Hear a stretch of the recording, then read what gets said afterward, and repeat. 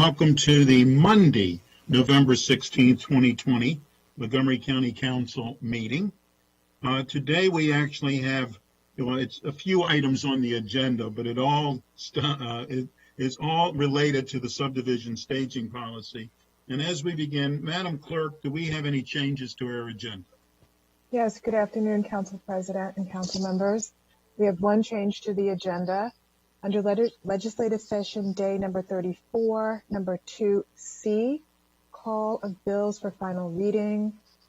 Expedited Bill 3920, taxation, recordation, tax amendments has been deferred.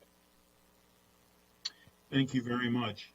And I did want to mention in general that I am going to vote on this issue, as was mentioned many times during the sessions on the enterprise and opportunity zone parts. I've actually had a conflict. I have a piece of property. I own a piece of property with my brothers, and it's involved in the opportunity zone in enterprise zone in Gaithersburg. So I did not participate in any of the discussions on any of that enterprise and opportunity zones. I have checked with Mr. Drummer. He feels that because it is a small part of what we've done. I believe Councilmember Friedson mentioned some 18 different meetings and whatever. So there's been many, many different discussions. So I am comfortable voting on the issue in its entirety, but I'd like the minutes to reflect that I did not participate in those parts. And with that, and we also want to thank all of our staff, and I'm going to turn to Councilmember Riemer, please. Thank you. I will be pleased to kick us off here. This was an incredible effort. I really want to start by thanking Park and Planning. They have spent a year and a half working on this diligently at the staff level. I think the very kind of layered, complex set of recommendations they've given to us reflect the incredible acumen and the data-driven focus of the staff. At the same time, the vision of the policy that we are adopting, I think, really reflects the mandate from the council and the vision that we have to seek more momentum in our economy, to ensure that we are accurately charging for the impact of development, and at the same time, better aligning that whole policy with our economic development goals and a number of areas where the county has struggled. So I want to thank Chair Anderson and Ms. Wright and Jason Sartori, and there are far too many staff members to name and the other board members, but it was an incredible effort during a difficult year, and I think you gave us one of the most significant steps forward in this policy in decades. I really think this policy is changing more as a result of the recommendations of both committees, and it's a significant revision, symbolically captured by renaming it the Growth and Infrastructure Policy, but the details are where the changes are really add up the most. And of course, I don't know that it's my place necessarily, but I want to thank my colleagues for working their way through this. This is my third one of these. I think the same for Mr. Rice, Ms. Navarro. It's always a treat.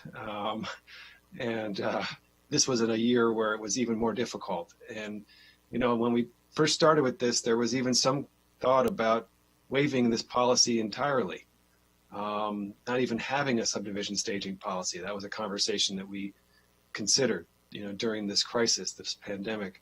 The county executive had recommended we not make any changes, that we just don't do anything and leave the status quo in place. So there were a lot of competing forces, but we plowed into it.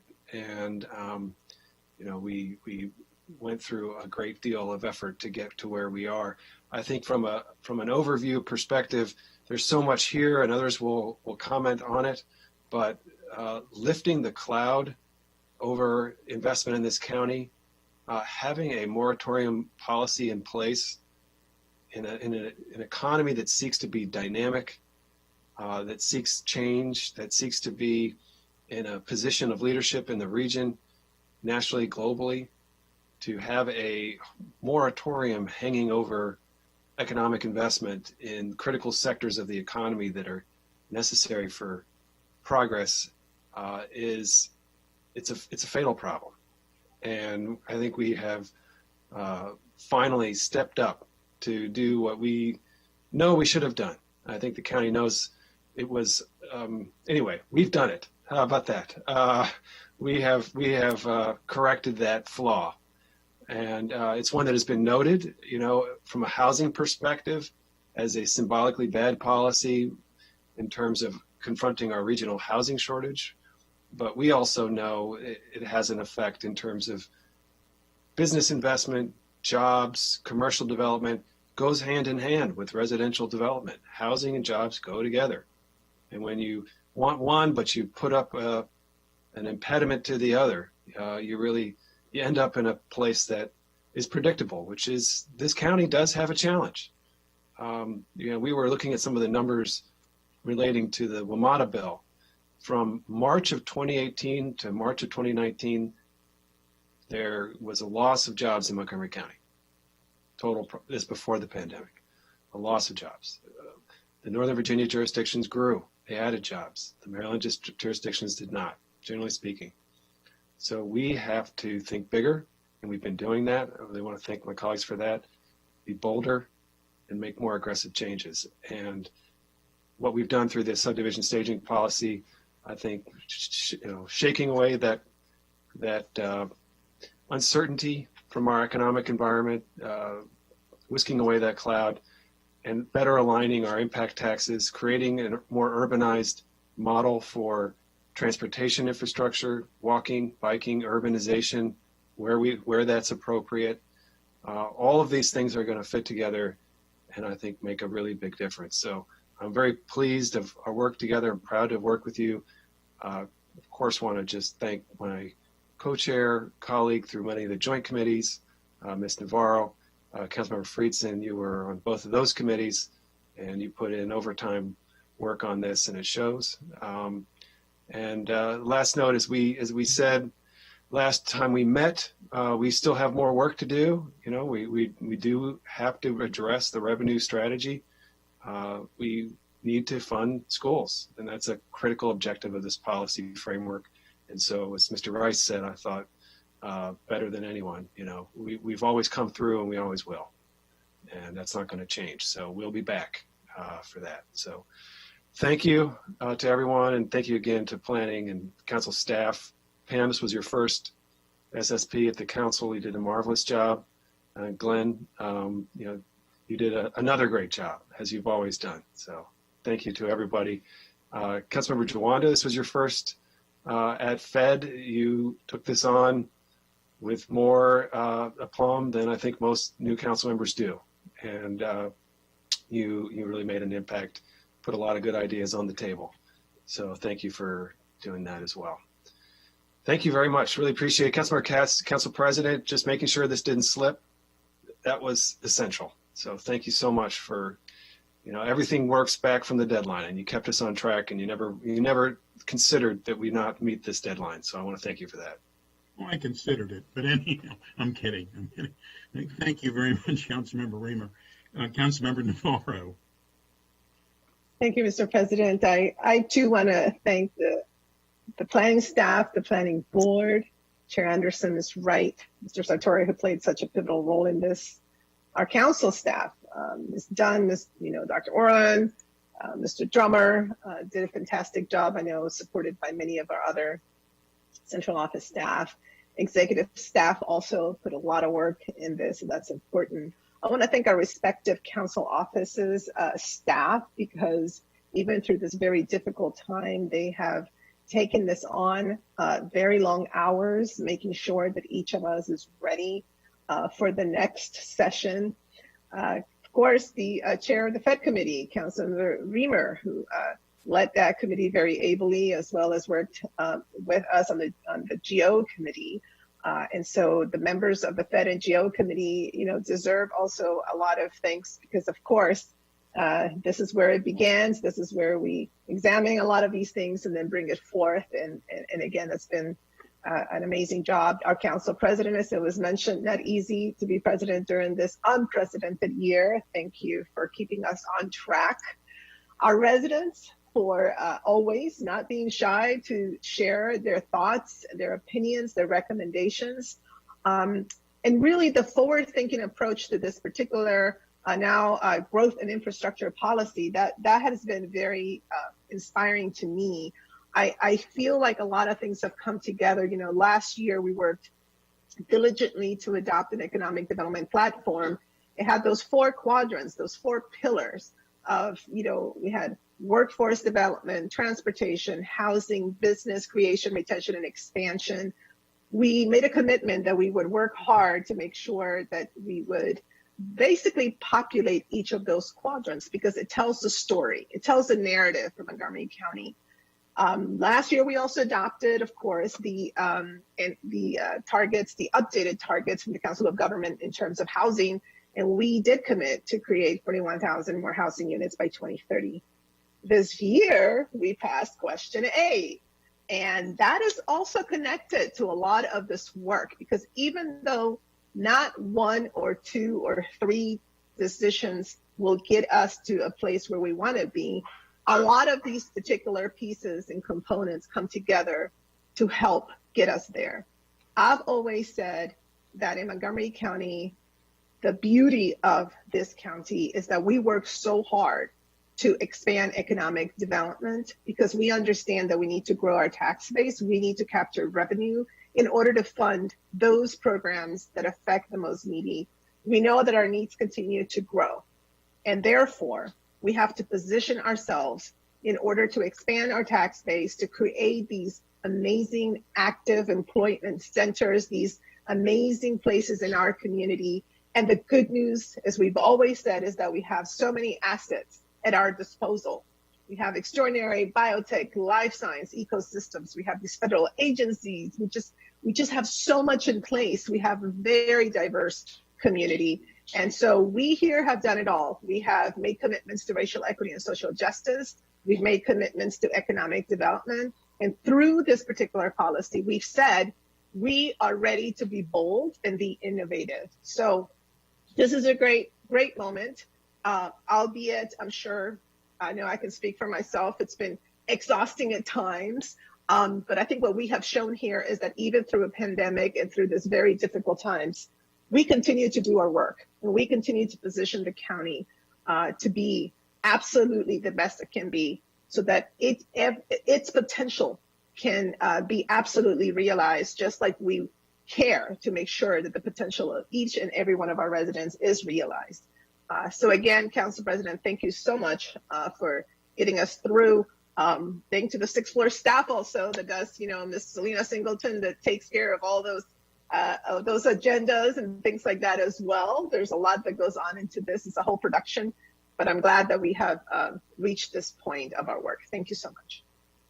Thank you. Councilmember Jawanda. Thank you, Mr. President. Let me too also thank all of the staff involved in preparing, these extremely long resolutions and documents and over many, many weeks and committee hearings. I know it's not easy, so thank you very, very much.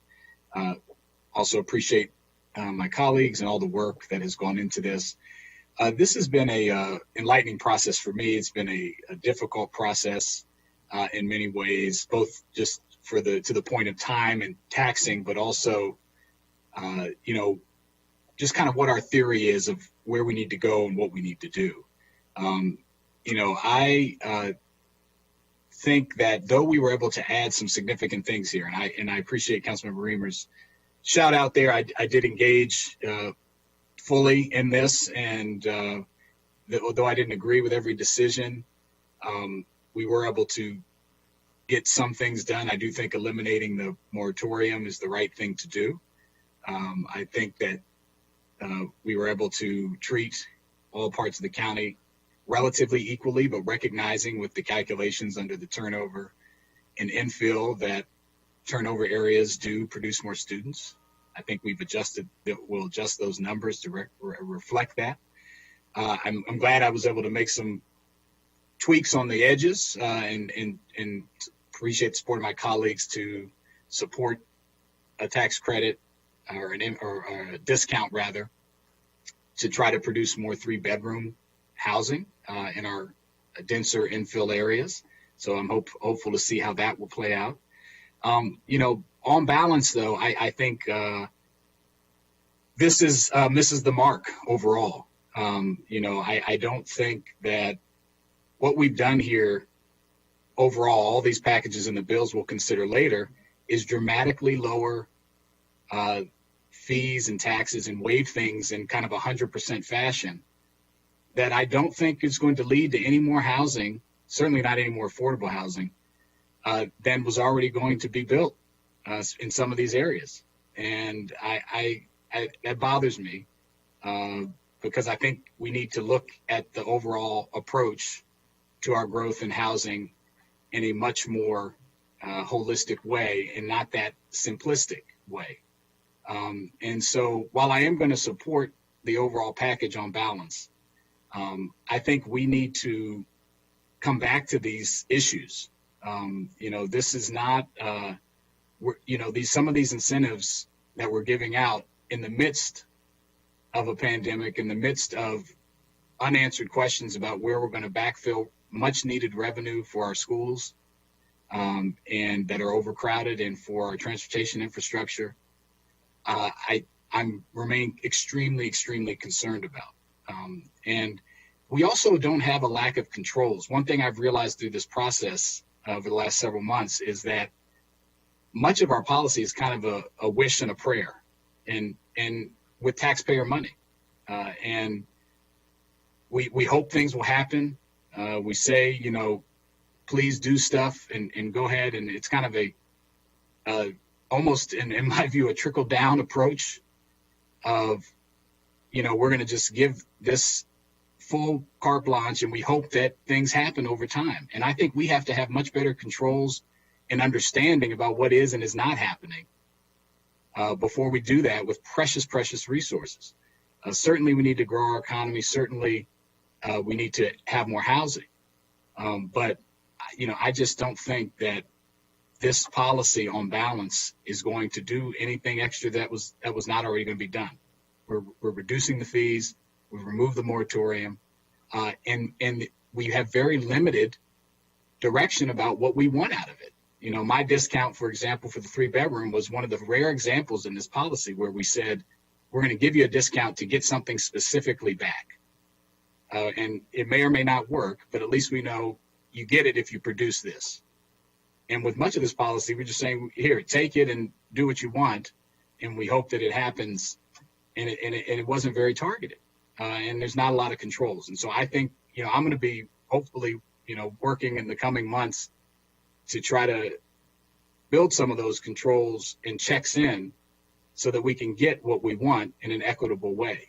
And I'm concerned about that. Obviously, we still need to get the revenue for the school system and for transportation infrastructure, but we also need to if we're going to have incentives, if we're going to reduce impact fees and the like, we should get what we want. And I don't think this guarantees that we will. I hope we do. And again, I'm going to vote for it, and I hope that we do, but I don't think that hope is a strategy. And so I think we need to think about this much, much more going forward and make sure that we're guarding and protecting much, much needed revenue at this very important time. So I appreciate the work that's been done, and I yield back, Mr. President. Thank you. Councilmember Rice. Well, thank you very much, Mr. President. And so, it's one of those that I'm going to take the elder statesman role, being one of the council members who's about to transition off. And this isn't anything that's different from what it is that we normally do. As you heard from Councilmember Riemer, there are going to be good things that are a part of it. There are going to be things you don't agree with, that you have concerns over. And that's the only way it really can be. I mean, and as an at-large member, you know how different the needs are, what people want, what people think is going to be best for them in various parts of the county, and it's all different. And to be able to try and strike that balance between all of them is incredibly hard. But it's something I feel that we've actually done as a part of this SSP. Look, and now growth and infrastructure policy, excuse me. But it's one in which, when I look at the compromise that came about, and it's one of the words that I use throughout this process in the conversation, it really is important. And I hope that my colleagues who will be returning in 2022 remember this, because it is something that does make government more effective, and it makes people believe in it. I understand that there are crusaders that were pushing for things that they really cared and were passionate about. That's important. Their advocacy is always a key component of how we do our job. But the key is that there's so many silent voices that are out there as well, that are looking for us to stand up for them as well, right? To make sure that we're thinking about how best to serve them in those various roles. And I think that we've done that. I mean, we had so many unknowns that we were faced with, right? We're in the midst of a global pandemic, but on top of that, an economic recession. Regardless of what the stock market is doing, that is not a true reflection of the nation and the nation's healthiness.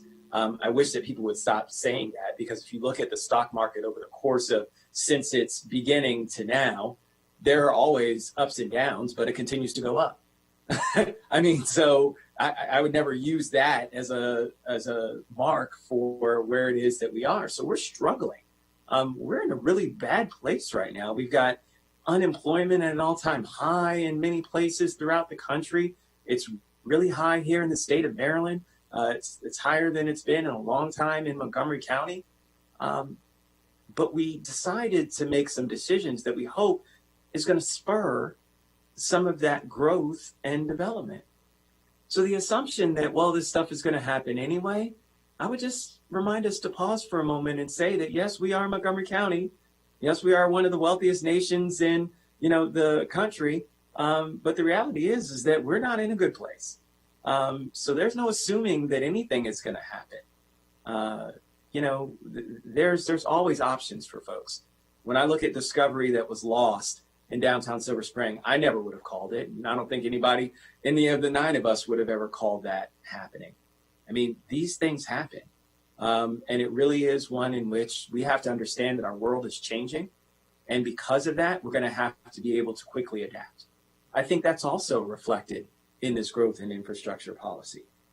But at the end of the day, I want to just close with something that Councilmember Riemer said, because I think it's incredibly important. And this is, again, the charge for my good friends who will be continuing on in 2022. The council always does what it's supposed to do. It always has. It's always stood up for those that are more vulnerable. It's always made sure that we're prioritizing education, making sure that we continue to be at the forefront of innovative ways in which we can promote and encourage mass transit, as well as walkable communities. Those are things we've always done. And while we might not be the best, and not always are we always going to be the leaders, we still remain committed to the cause and continuing to go down that road. And that's what this growth and infrastructure policy represents. I just want to give a shout out to my up-county folks. As a district council member, I'd be remiss if I didn't say that I'm very happy about some of the decisions that we've made when it came to eliminating the moratorium, as well as eliminating the impact tax structure, making it more fair for the up-county.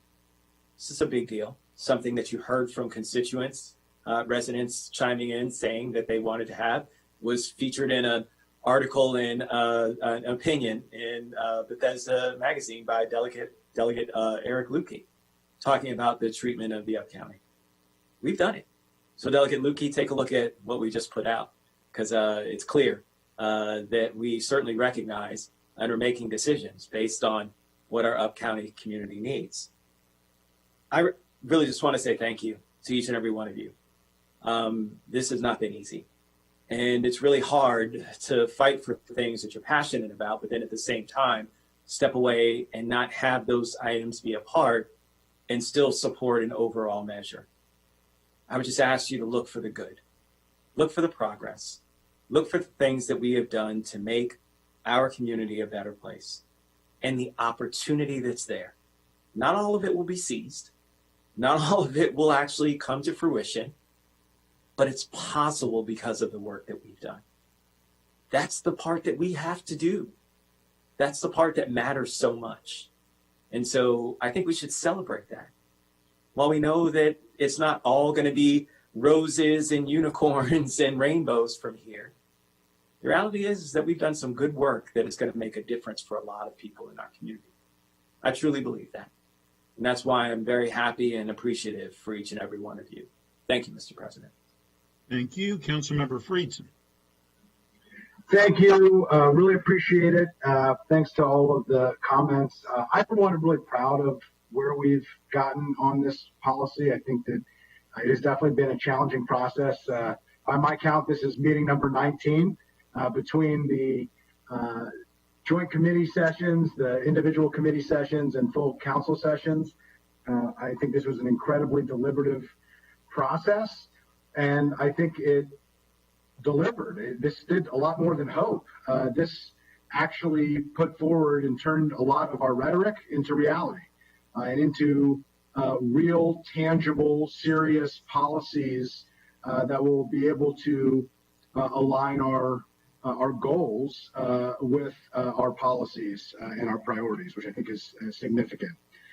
This growth policy, growth and infrastructure policy that we put forward will make us more attractive for private sector investment, more affordable and more welcoming for new residents, and more aligned with our broader smart growth sustainability priorities.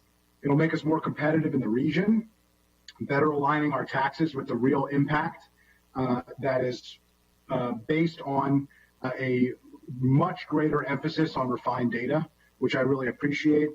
I don't want to lose sight of the fact that ending the moratorium was an extremely significant decision that we have made, a policy that has been in place that has deprived us of the very school resources we need to support that critical priority and denied us the ability to build the type of housing that we desperately want to address the housing crisis that we currently find ourselves in. This policy also prioritizes investment in Purple Line corridors and opportunity zone areas, along with newly created desired growth areas, which are specifically focused on new and future county transit, including bus rapid transit. This is a critical change to the way that we view transit, and I want to be very clear that buses are transit. In fact, buses are one of the key growth opportunities when it comes to transit, and the key way that the county is going to lead when it comes to future transit opportunities, and this will set the stage for that in a significant way. And this policy really took a real and tangible approach to Vision Zero, which we talk a lot about, but have failed to fully meet the goals of. And this has actually taken that and turned it into serious policy changes where we're prioritizing people and not just cars, that we are looking out for the safety of our residents and not just how fast cars can move through different corridors, and that we really focus on the type of placemaking, the type of livable, walkable, accessible communities, the exact type of economic development, environmental sustainability, and equity goals that we talk so frequently about. I think we have made significant progress here. Of course, no policy does everything. There's not everything that I wanted in this policy. There's a lot of compromise in here, but alas, that is the nature of legislating and of being part of a legislative body. But I am really proud of the way that we work together under challenging circumstances, coming together without being able to be together, which is no easy feat. And did want to note that I think overall, on balance, between the moratorium elimination countywide to the various different areas where we have emphasized to make it more affordable, more attractive to build housing and to attract and bring in new residents, this policy overall is putting up a welcome sign where we formerly had a wall. And that is a powerful statement for the type of county we are, the type of county we want to be, the type of priorities and policies that we so frequently talk about, and I am extremely proud that this was my first, SSP or growth policy, to be able to work on it with each and every one of you and to be able to get to what I consider to be a really great place. So first, I'll start by thanking colleagues, particularly on the Go and Fed Committee and at the full council through all of those 19 sessions. Certainly want to thank all of the staff, the council staff, Dr. Orland and Ms. Dunn, and then also planning staff, particularly Ms. Wright, Mr. Sartori, Ms. Cavoni, who did tremendous work on the housing piece and tremendous work on getting us to this data-driven approach. In particular, the planning board, Chairman Anderson, and the rest of the planning board, who really put forward a lot of great ideas that we were able to refine and hone to meet the needs of the council and the county. And last and perhaps most, I want to thank the advocates, the various different residents and groups who stepped up and played such an integral role in this conversation. I really do think helped this council get to a really thoughtful, deliberative, and better place. And so it truly was a group effort. It took a village, and this one will help to create a better village. And I am just really proud to be able to have worked on it with each and every one of you. Thank you. Thank you. Vice President Hucker. Thank you, Mr. President. Well, I want to first add my voice to the chorus by thanking the Planning Board, especially Chair Anderson and all the other members, as well as Director Wright and Mr. Sartori and all the planning staff who worked on this. It really did take a village, not just here, but in their building in particular. I want to thank on our side Councilmember Riemer and Councilmember Navarro for their leadership on this, and all the members of the GO and the Fed committees, as well as Pam Dunn and Dr. Orland and all the council staff. They put in an enormous number of hours to certainly help me understand this very complicated policy. The SSP is a really heavy lift, and the amount of hours that was put into it by all those people really reflects it's important to the whole county. I don't sit on the GO or the Fed committee, so I was often in my own committees during those 16 or 17 work sessions, but I really appreciate the seriousness with which you all took it. I will add that I really appreciate all the data gathering that went into this. I've been part of a couple of growth policies now, and I think this one is the most well thought out. It'll be equally important to monitor the impact of the assumptions that the data led to make sure we were correct and to make sure that we can adjust as needed. One of my priorities was just to break this sort of logjam and to make sure that we could walk and chew gum at the same time, that we could both encourage smart, manageable, popular development in the right places, and that we could continue to ensure enough money for our transportation and our schools' infrastructure. I think we've done that, but the work doesn't end today. We all know that. We have work to ensure that our schools and our transportation continue to have the funding that they need to address school overcrowding and our transportation infrastructure needs that we are very, very familiar with every CIP. And the Board of Education and MCPS staff also have work to do to make sure that we're using our limited resources with optimal efficiency, both in how they spend the money we appropriate to them and how they reconsider and redraw the boundaries of our schools, which I'm really glad that they have engaged in after such a long delay. The real question isn't that whether we want more development or whether we want more school and transportation funding. We know we need both. And as the district council member, I'm particularly excited, and I'll just mention that I'm glad this encourages development that people have been asking for of amenities for a long time in the East County, and locally serving retail near transit, including our premier new flash bus service and the Purple Line stations, that we're eliminating the school moratorium, which the data have shown clearly was counterproductive, that it advances the housing commitment that we made following the COG model, and many more priorities. So I think this is a big step forward. I think our work will continue as we're dealing with the recordation tax and monitoring the assumptions that went into this, but I'm really grateful for everybody's work and getting us to this stage. Thank you so much, Mr. President. Thanks to all of you. Thank you. Councilmember Albernoz. Thanks, Mr. President. So I want to, again, continue the chorus of echoing the many things, starting with the staff who have spent God knows how many hours going through this and looking internally at best practices and conducting a heavy dose of analysis and explaining things in a way that, this being my first rodeo, I found remarkably helpful. And I also especially want to thank Chairman Anderson, Gwen, and the entire planning board staff, and the collaboration that I felt was strong between council staff and the planning board staff. I want to thank the chairs of our two committees that did an absolutely fantastic job in synthesizing this and presenting it also in a way that was manageable. I also, in particular, want to thank Councilmember Navarro and Councilmember Riemer, because I had many questions of you and your teams, and you were patient. I always got the feeling that no question was stupid, which I appreciated. Because this was a heavy lift. There was a lot of information to process all the way through. And I think there wasn't a single point where I didn't feel that all of my colleagues were all in, totally vested, totally committed.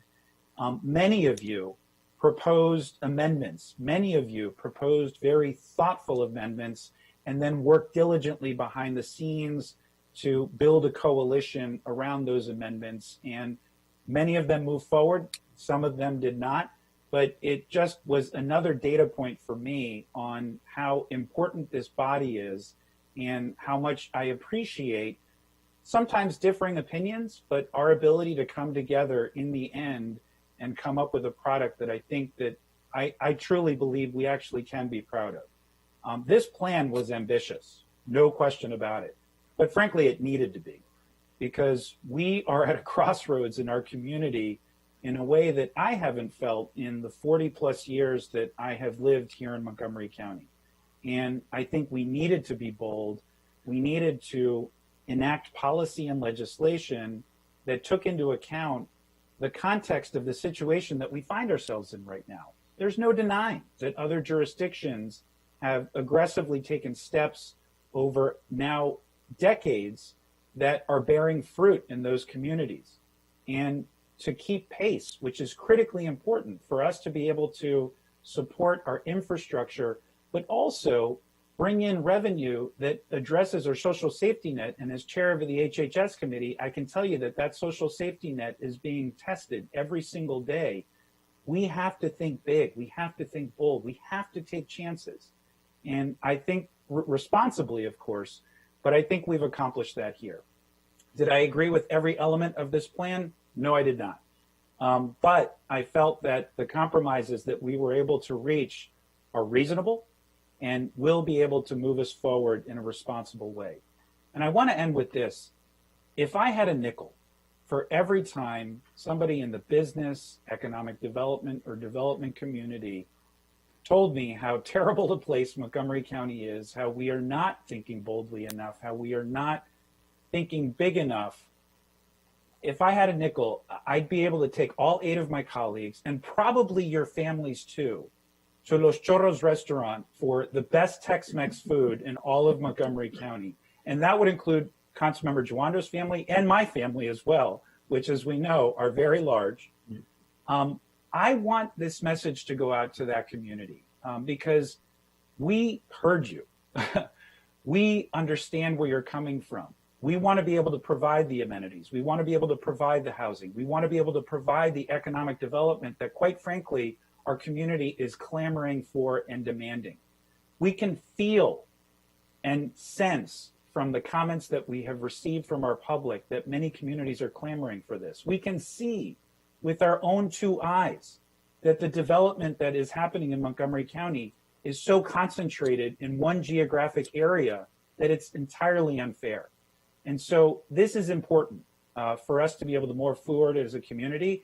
And frankly, just another step in a very complex picture because there's more that we're going to have to do. This isn't the end all be all. And yes, adjustments are going to have to be made. 4 years will be here before we know it. And there will be an opportunity for us to assess and evaluate the decisions we made here today and see whether or not they worked. Some will, some won't. And then we'll double down on the ones that do and take out the ones that don't. And we can make adjustments along the way, and we will. And so to the community of residents who are not happy with what we have done, are concerned that we have left not sufficient revenue to deal with overcrowding and other infrastructure issues. As we said during our last session, we will revisit how to secure additional revenue to offset some of what has been lost, but also think creatively also in other areas to address those gaps as well. So on the whole, I actually think this is positive, and I think it's something to build off of. And I look forward to continuing the dialogue and working with all of you as we do our best to make the Montgomery County the best place it can possibly be and reach its full potential. Thank you, Mr. President. Thank you. Councilmember Glass. Thank you, Mr. President. We are in the middle of a housing crisis, and with this policy, we are tackling it head on by no longer having a housing moratorium. And to me, that's the headline of all the hard work that my colleagues and so many staff members and members of the planning board have put forth. And so I especially want to applaud the leadership of all of you, all of my colleagues, and especially committee chairs Riemer and Navarro, leading up the Fed and GO committees, the numerous work sessions that you've all put on. I also want to thank Council President, Council President Katz. I actually think you deserve to win a Grand Slam title for keeping track of all the bouncing balls that we have thrown out during these work sessions. No small feat. So good on you. And it's been a really interesting process, and I can see, and I'm glad why it's only done once every 4 years. And there are a number of things I'm really excited about. I'm really excited about the local area transportation review, which will require new measures to look at our Vision Zero process to make sure that all of our roads are safe, and particularly having a lighting analysis so that pedestrians are seen while they're walking, and ensuring that we have safer sidewalks, and also reviewing collision history at intersections as they're constructed or where more buildings are going to be put. And we just need to ensure that residents can safely walk, bike, and drive throughout our community. And so I think the added emphasis on that is really visionary. It's a good thing. And I also sincerely appreciate the robust conversation on a number of policy areas, particularly those where I was not in the majority. Those conversations are really important, and difference of opinion is good for public policy. And at the end of the day, we state our policy opinions, we justify them with facts, with data, and also sharing the lived experiences of our constituents, and then we vote our conscience. And that's why I really enjoy working with all of you, because we do that, I think, in a healthy way. We have the robust conversations, sometimes heated disagreement, but here we are recognizing that the collective will of the council has worked through 18 or 19 work sessions. And the end product is one that we know and hope will benefit all of our residents, those who are here and those who will move here because of these policies that we're putting forth. And then also to pick up on the sage words of our self-described elder statesman, Councilmember Rice, who referenced school construction funding.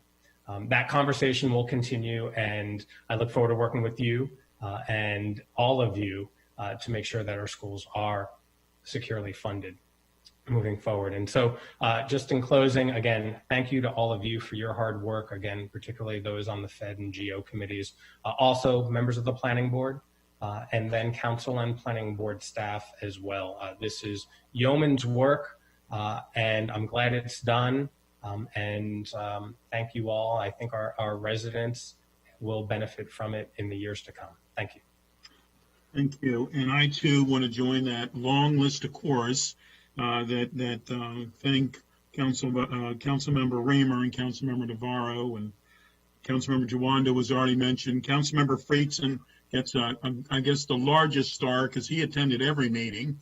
I know he didn't always think that might have been the most fun he was going to do, but let's face facts. No process, and I don't care whether it's this process or some other process, no process is perfect. And it never has been, and candidly, more than likely, never will be. The predictions that are made will not be 100%. The people that think this was a good idea where we ended up will be the ones that say, you know, you're not going to get everything. And those who didn't think this is a good idea will point to those few areas that the predictions were not perfect, will say, see, and this showed they didn't know what they were doing. But that's not what this is about.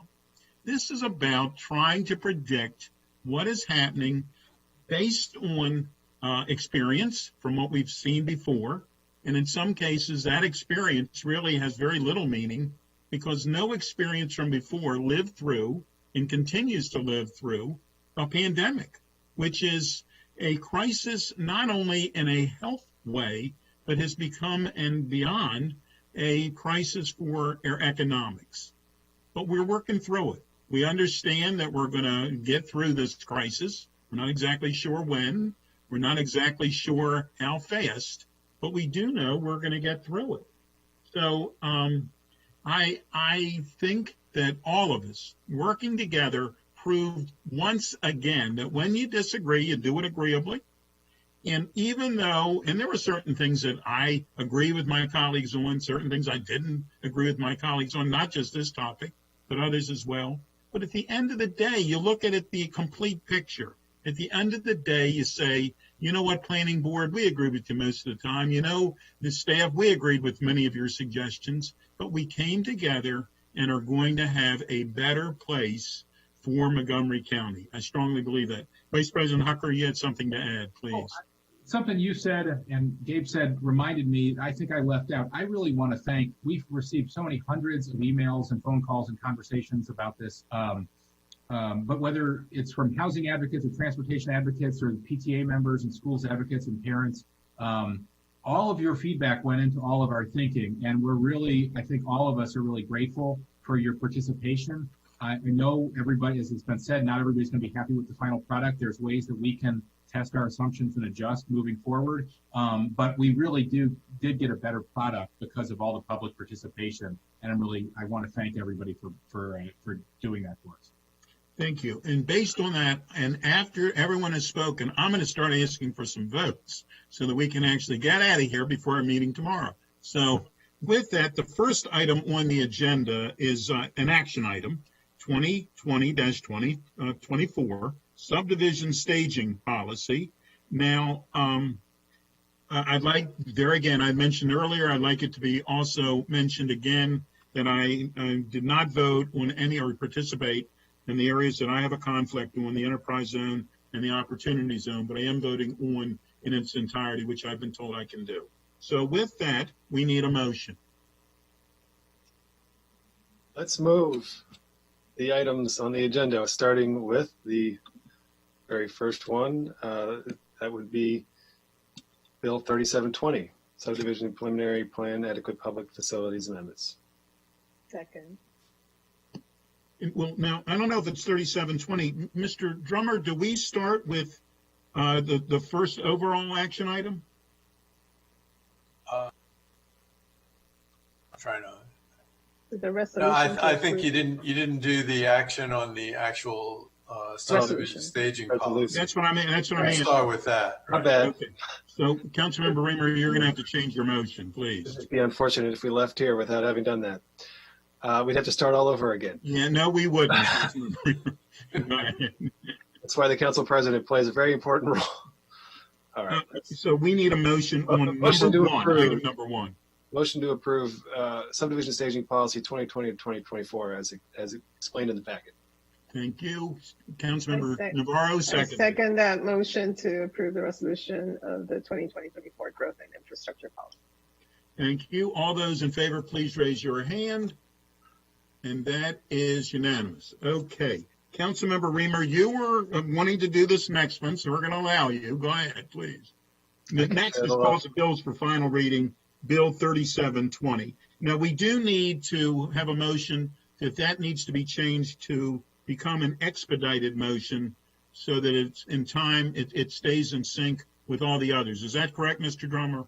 Yeah, you need to move to change it to be an expedited bill because the effective date of the bill is January 1st. and we don't have 90 days between now and January 1st. So it needs to be an expedited bill and needs to have at least 6 votes to be enacted that way. Now, and that has to be a separate vote, or can that also First, be? first you need to make a motion to amend the bill to be expedited. The bill already has the January 1st date on it, but we neglected to ask you to amend it to be an expedited bill prior to any of the meetings earlier. Councilmember Riemer. Motion to amend it to be an expedited bill. Councilmember Navarro. Second. It's been moved and seconded. All those in favor to make it an expedited bill, please raise your hand. And that amendment carries unanimously. Next, Councilmember Riemer. Move the expedited bill. 3720. It's approved Bill 3720. Councilmember Navarro seconded it. All those in favor, please raise. No, these need to be roll call. Madam Clerk, can you please call the roll? Mr. Glass. Yes. Mr. Glass votes yes. Mr. Jawando. Yes. Mr. Jawando votes yes. Mr. Riemer. Yes. Mr. Riemer votes yes. Mr. Barrow. Yes. Mr. Barrow votes yes. Mr. Albornoz. Yes. Mr. Albornoz votes yes. Mr. Rice. Yes. Mr. Rice votes yes. Mr. Friedson. Yes. Mr. Friedson votes yes. Mr. Hooker. Yes. Mr. Hooker votes yes. Mr. Katz. Yes, that carries unanimously. The next is Bill 3820, a taxation development impact taxes for transportation and public school improvements amendments. Is there a motion? So moved. It's been moved by Councilmember Navarro, seconded by Councilmember Rice. Madam Clerk, could you please call the roll? Mr. Glass. Yes. Mr. Glass votes yes. Mr. Jawando. Yes. Mr. Jawando votes yes. Mr. Riemer. Yes. Mr. Riemer votes yes. Mr. Barrow. Yes. Mr. Barrow votes yes. Mr. Albornoz. Yes. Mr. Albornoz votes yes. Mr. Rice. Yes. Rice votes yes. Mr. Friedson. Yes. Mr. Friedson votes yes. Mr. Hooker. Yes. Mr. Hooker votes yes. Mr. Katz. Yes, that carries unanimously as well. The next item, item C, has been deferred, the recordation tax. The next item, item number 3, is an action item, a resolution to amend development impact tax rates for transportation and public school improvements. Dr. Orleans or Ms. Dunn, is there any further information on that, or are we fine to go forward? No, I don't think we have any changes. Okay. In this, we need a motion, please. So moved. It's been moved by Councilmember Riemer, Second. seconded by Councilmember Navarro, and this is a hand vote. For all those in favor, please raise your hand, and that carries unanimously. And the last item is an introduction, which is no vote, a resolution to establish the utilization premium payment rates for public school improvements. The public hearing action is scheduled for December the 8th, 2020 at 1:30 p.m. That's a tentative, obviously.